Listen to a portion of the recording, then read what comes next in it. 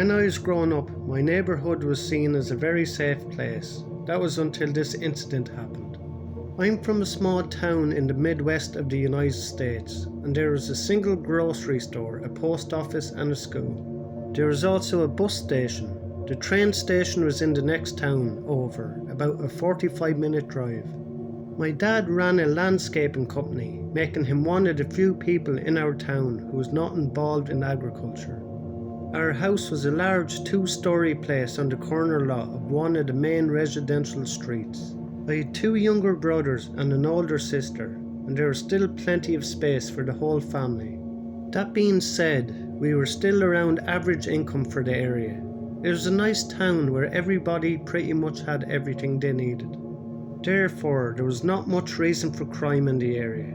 Recently, however, there were several break-ins reported in the community.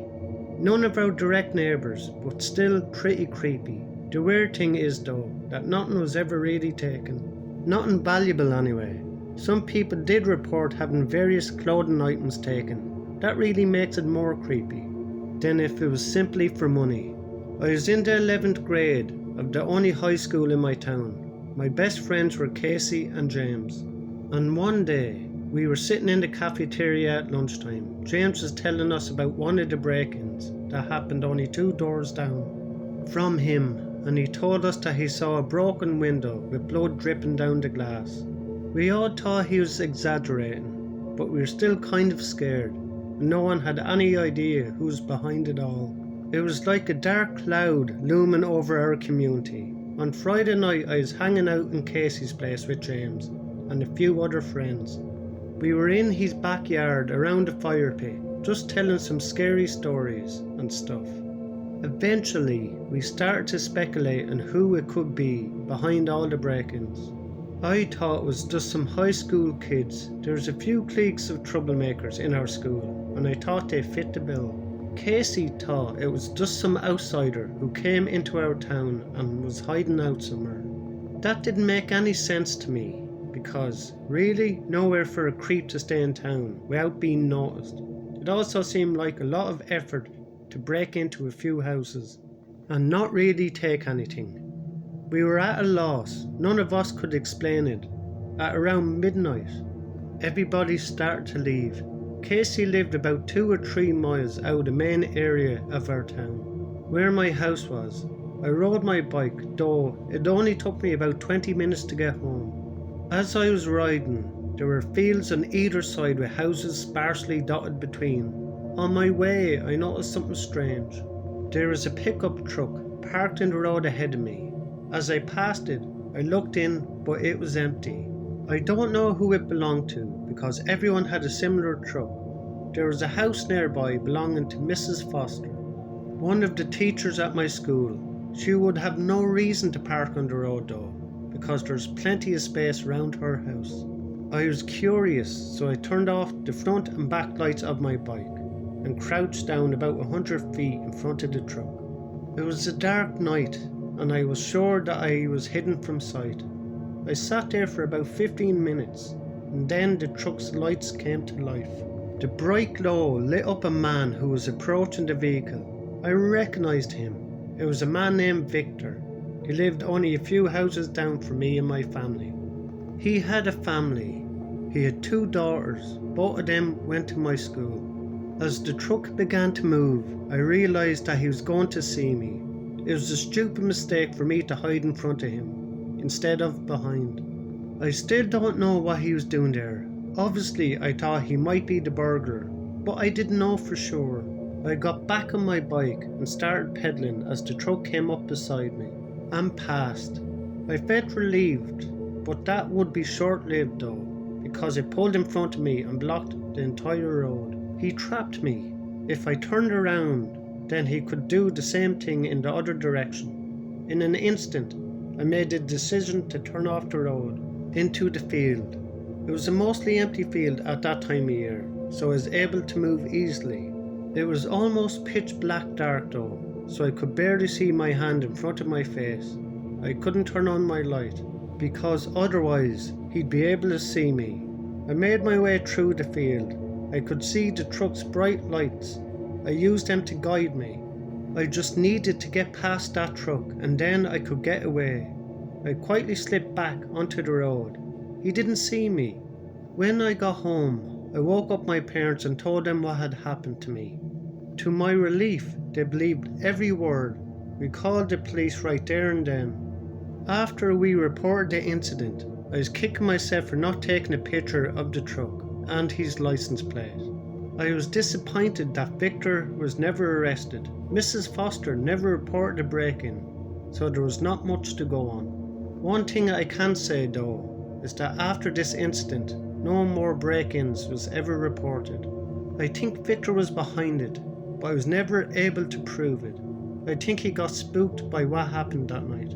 There was a really awkward situation in our town after that. Some people believed me and others didn't. I moved away shortly after that.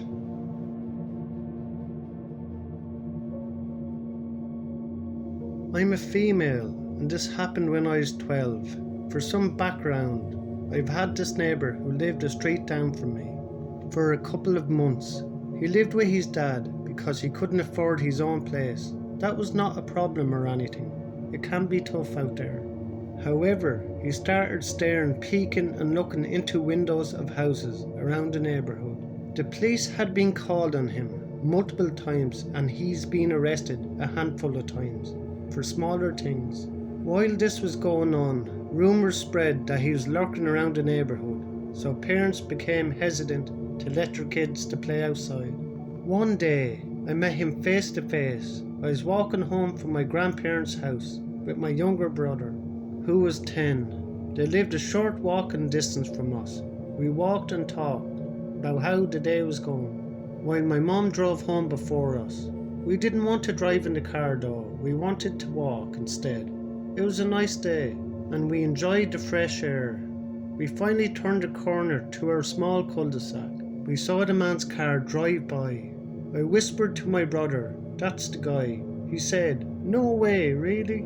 And him being the smart 10-year-old that he was, he yelled to the moving car with the windows down, not thinking he really heard us. I gave him a stern look and told him to keep walking. Meanwhile, the man turned his car around and started to follow us. I finally noticed in disbelief and screamed. We ran to my mother's arms. She was waiting for us in the garage, not noticing what happened. The man did a loop in his car in the cul-de-sac and left, going the way he came. He now knew where we lived.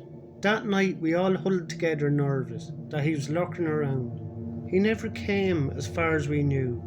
2 weeks later he was arrested for doing something inappropriate to a woman at Walmart. That was a year ago, and he's now back in the neighbourhood causing trouble. Many rumours have been going around about what he's up to, but I'm not sure what's true.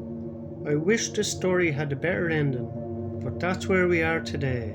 Always wondering what happened to him and always looking over my shoulder.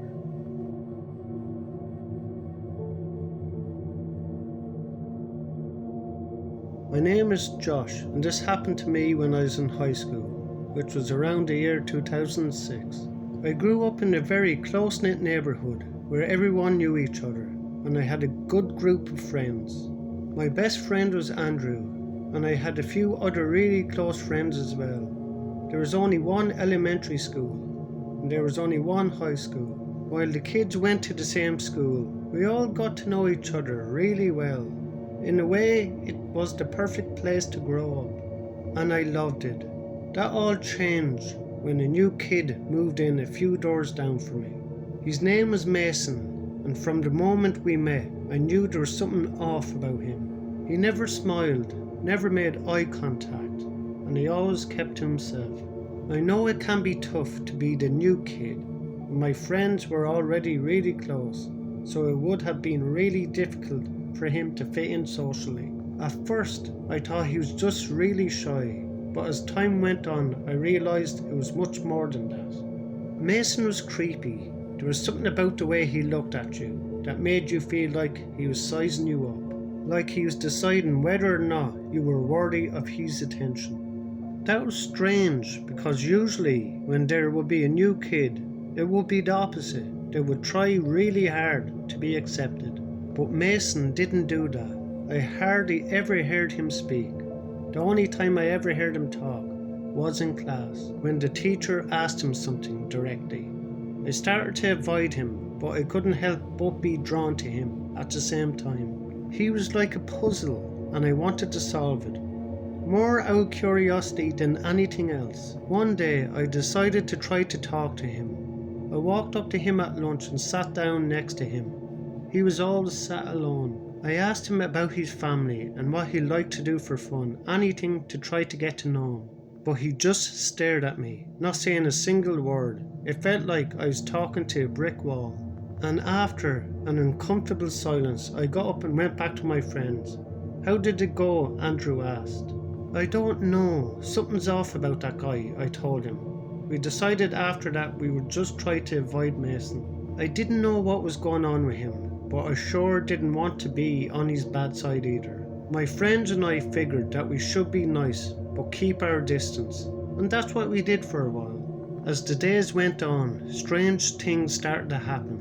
Someone broke into my neighbour's house and stole some money and other stuff. A few days after that, there was a fire in the woods down the street from the school. It was clearly started intentionally, because there was never any natural forest fires in the area. We all thought that Mason was behind it, but the teachers and parents wouldn't say it out loud.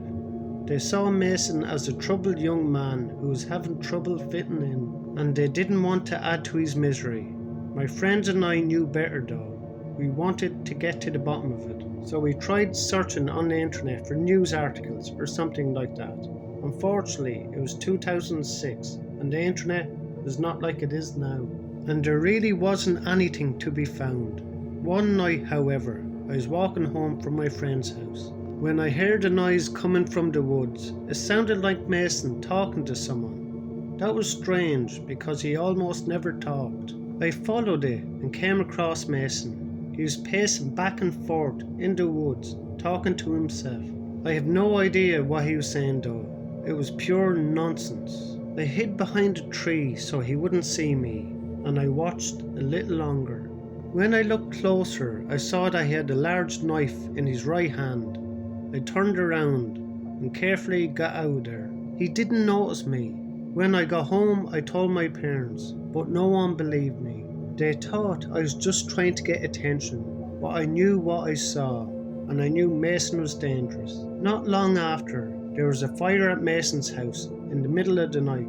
Luckily, no one was hurt, because Mason's dad was awake for some reason, and he managed to get the rest of the family to safety. The police investigated as a suspected arson, and they found out that it was set intentionally. Not only that, but the smoke detectors were disabled.